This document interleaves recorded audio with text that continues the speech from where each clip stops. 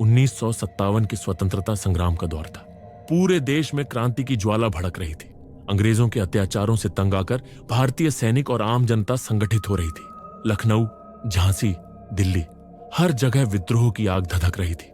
ऐसे ही उथल पुथल भरे समय में अवध के एक छोटे से कस्बे में एक चित्रकार बसता था जिसका नाम रविशंकर था।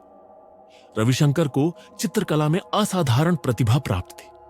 उसकी बनाई हुई पेंटिंग्स इतनी जीवंत लगती थीं कि देखने वालों को उनमें जान होने का आभास होता था।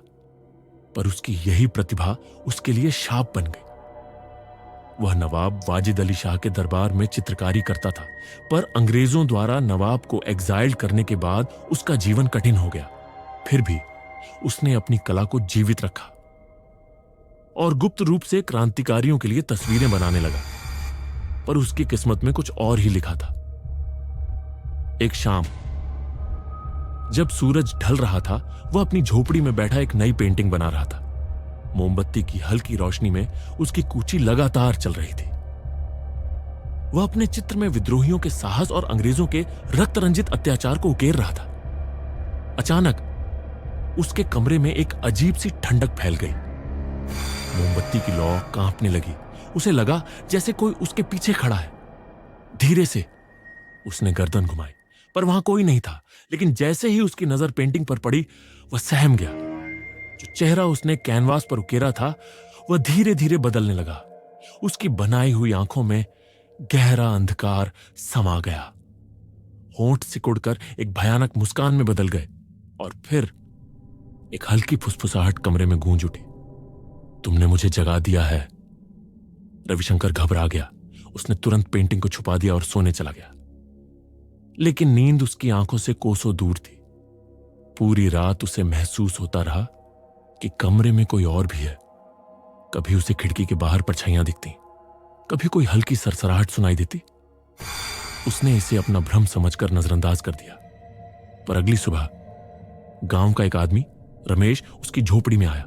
उसने उत्सुकतावश पेंटिंग देखी और उसकी आंखें चौड़ी हो गईं। उसका शरीर अकड़ गया। आह आह! वह एक भयावह चीख मारते ही जमीन पर गिर पड़ा। रविशंकर घबरा कर उसकी ओर बढ़ा, पर रमेश ने अपनी ही गर्दन पर नाखून गड़ा दिए। रमेश, रुको! लेकिन बहुत देर हो चुकी थी। खून टपकने लगा और कुछ ही पलों में वह जमीन पर तड़पने लगा। रविशंकर की आंखों के सामने वह आदमी तड़प तड़प कर मर गया। रविशंकर कांप उठा। उसने जल्दी से पेंटिंग उठाई और उसे जलाने की कोशिश की, पर पेंटिंग पर आग लगी ही नहीं। उसने कहा, यह कैसे हो सकता है? वह परेशान होकर गांव के पुजारी के पास भागा। जैसे ही पुजारी ने उसे देखा, उन्होंने सिर झुका लिया और फिर बोले, तुमने कुछ बनाया है जो शुद्ध नहीं है। यह सुनकर रविशंकर ने सारी बातें बता दी। पुजारी ने सुनते ही गहरी सांस ली और बोले, यह कोई साधारण श्राप नहीं है। यह आत्मा तुम्हारी कला के माध्यम से जीवित हो गई है। इसे रोकने का केवल एक ही उपाय है, इसे अधूरा छोड़ दो। इसे कभी पूरा मत करना। यह सुनकर रविशंकर घर लौट आया। उसने पेंटिंग को छुपा दिया और चित्रकारी करना हमेशा के लिए छोड़ दिया। पर यह श्राप इतनी आसानी से पीछा छोड़ने वाला नहीं था। कुछ दिनों बाद अंग्रेजों ने गांव पर हमला कर दिया। चारों ओर खून खराबा मच गया।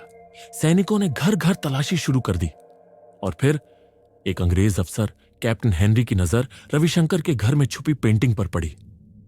वह उस पर मोहित हो गया। उसने पेंटिंग को उठाया और देखते ही उसकी आंखें पेंटिंग में गड़ गईं। कुछ ही पलों में उसकी सांस अटकने लगी और वह लड़खड़ा गया। ऊ ऊ आ! उसका चेहरा विकृत होने लगा। उसने जमीन पर गिरकर खुद के बाल नोचने शुरू कर दिए और फिर उसकी आंखों से खून बहने लगा। देखते ही देखते उसने एक दर्दनाक चीख के साथ दम तोड़ दिया। बाहर खड़े सैनिक यह देखकर घबरा गए। उन्होंने बिना कुछ सोचे रविशंकर को पकड़ लिया। उसे बुरी तरह पीटकर घसीटते हुए बाहर ले गए और एक अफसर से कहा, इसको मौत की सजा दी जाएगी। अगले दिन गांव के चौक में अंग्रेजों ने रविशंकर को फांसी पर लटका दिया। पर जब उसके शरीर को नीचे उतारा गया तो वहां एक अजीब दृश्य देखने को मिला। उसका चेहरा पूरी तरह से विकृत हो चुका था, जैसे उसकी आत्मा को किसी ने पेंटिंग में खींच लिया हो। रविशंकर की मौत के बाद वह पेंटिंग अंग्रेजों द्वारा लखनऊ के किले में रख दी गई, पर वहां काम करने वाले हर सैनिक की मौत हो गई। कोई पागल हो गया, कोई खुद को गोली मार बैठा। आखिरकार अंग्रेजों ने डर कर उस पेंटिंग को ताले में बंद कर दिया।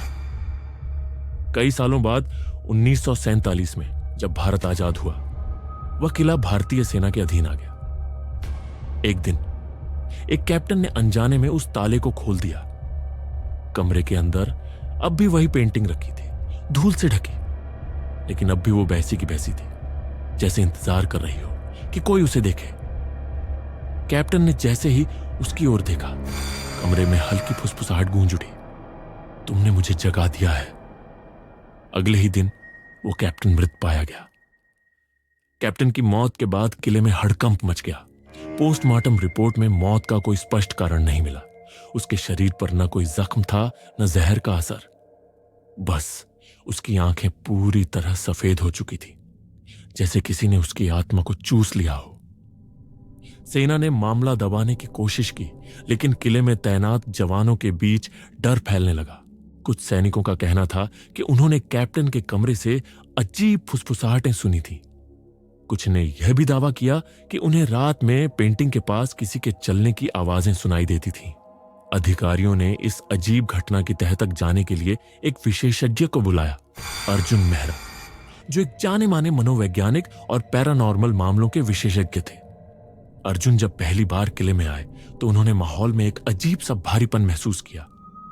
जवानों की आंखों में डर साफ झलक रहा था। उन्होंने सबसे पहले कैप्टन के कमरे की जांच करने का फैसला किया। कमरे में घुसते ही उनकी नजर उस पेंटिंग पर पड़ी। धूल से ढकी होने के बावजूद उसकी आंखें अब भी चमक रही थी, जैसे किसी जिंदा इंसान की हो। उन्होंने ध्यान से देखा और कहा, यह कोई आम पेंटिंग नहीं है, यह जैसे वक्त के साथ और ज्यादा जीवंत हो रही है। अर्जुन ने अपने एक सहायक विनीत को कैमरे से पेंटिंग की तस्वीर खींचने को कहा, लेकिन जैसे ही विनीत ने फोटो क्लिक किया, कैमरा अचानक बंद हो गया। उसकी स्क्रीन झिलमिलाने लगी और फिर कैमरे के लेंस में एक धुंधला चेहरा उभर आया। विनीत ने घबराकर कैमरा नीचे फेंक दिया।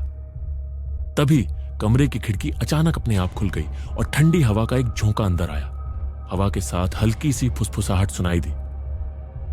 तुमने मुझे फिर से जगा दिया। डॉक्टर अर्जुन ने तुरंत सेना के अधिकारियों से किले के इतिहास और पेंटिंग की जानकारी जुटाने को कहा। कुछ पुराने दस्तावेजों से पता चला कि यह पेंटिंग 1957 की क्रांति के दौरान बनाई गई थी और इसे एक रहस्यमयी चित्रकार रविशंकर ने बनाया था, जिसे अंग्रेजों ने फांसी दे दी थी। अर्जुन ने गांव के बुजुर्गों से भी बातचीत की। एक 90 साल के बाबा, जिन्हें लोग दादाजी कहते थे, उन्होंने बताया कि उनके परदादा उस समय रविशंकर के करीबी थे। दादाजी ने कांपती आवाज में कहा, बेटा, वो कोई साधारण चित्रकार नहीं था। उसने कुछ ऐसा बना दिया था जो इंसानों के बस में नहीं था। उसकी बनाई तस्वीरें जिंदा हो जाती थीं। अंग्रेजों ने उसे मारा तो दिया, लेकिन उसकी आत्मा पेंटिंग में ही कैद हो गई। डॉ अर्जुन ने पूछा, तो क्या इसे नष्ट नहीं किया जा सकता? दादाजी ने गहरी सांस ली और बोले, एक ही रास्ता है, इसे उसी आग में जलाना होगा जो रविशंकर के बनाए रंगों से बनी हो। लेकिन वो रंग अब कहीं नहीं मिलते। उस रात किले में तैनात गार्ड्स ने कुछ अजीब घटनाएं महसूस की। रात के लगभग 2 बजे चौकीदार रघु ने देखा कि पेंटिंग अपने आप जमीन पर गिर गई। जब उसने उसे उठाने की कोशिश की, उसकी उंगलियां जल गईं, जैसे किसी ने उसे आग से जला दिया हो। अचानक पूरे किले की बत्तियां झपकने लगी। सीढ़ियों पर किसी के चलने की आवाजें आने लगी, लेकिन वहां कोई नहीं था। कुछ सैनिकों को लगा कि उन्होंने छायाएं देखी हैं, लंबी विकृत आकृतियां जो पेंटिंग से निकलकर दीवारों पर सरक रही थी। अगली सुबह रघु मृत पाया गया। उसकी आंखें पूरी तरह से सफेद हो चुकी थी और उसका चेहरा डर के मारे विकृत था। डॉ अर्जुन समझ गए कि अब वक्त बर्बाद करने का कोई मतलब नहीं। उन्होंने पेंटिंग को नष्ट करने की योजना बनाई। वह उस गांव में गए जहां रविशंकर कभी रहता था। वहां एक पुरानी टूटी फूटी झोपड़ी अब भी खड़ी थी, जहां कभी वह चित्रकारी करता था। उन्होंने वहां खुदाई करवाई। और उन्हें कुछ पुराने कैनवास और रंग मिले, सूखे हुए, लेकिन अब भी वो रहस्यमय ऊर्जा से भरे हुए थे। वह रंगों को लेकर लौटे और एक बड़ा हवन किया। पेंटिंग को आग में डाल दिया गया, लेकिन जैसे ही आग ने उसे छुआ, एक भयंकर चीख गूंज उठी, तुम मुझे नहीं मिटा सकते। आग की लपटें नीली हो गईं और एक काली परछाई धुएं के साथ उठी। वह भयंकर चेहरा बनकर कुछ पल हवा में तैरती रही, फिर दर्दनाक चीख के साथ जलकर राख हो गई। किले में अब अजीब घटनाएं रुक गई थी। सैनिकों ने राहत की सांस ली, लेकिन कुछ हफ्तों बाद एक गांव के बच्चे ने झोपड़ी के खंडहर में एक पुरानी अधूरी पेंटिंग पड़ी देखी। उसने धूल हटाकर उसे देखा और उसके होंठों से एक हल्की फुसफुसाहट निकली।